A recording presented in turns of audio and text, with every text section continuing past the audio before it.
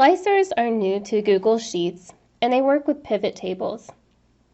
Slicers are an easy way for you to filter out a large group of data. So if I go to Data and I choose Slicer, when I'm on my Pivot Table tab, the first thing that it's going to do is ask me which column I would like to take a look at.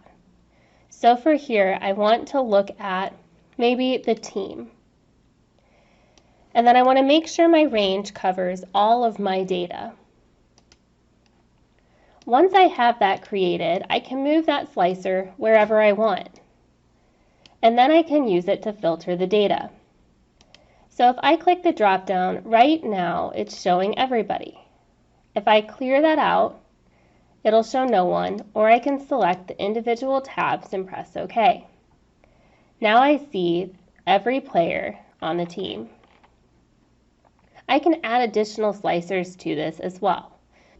For my second slicer, maybe I want to take a look at, from this table, the total bags sold. So I select the area from this table, and then I choose the column, and I want to look at the sum of total bags.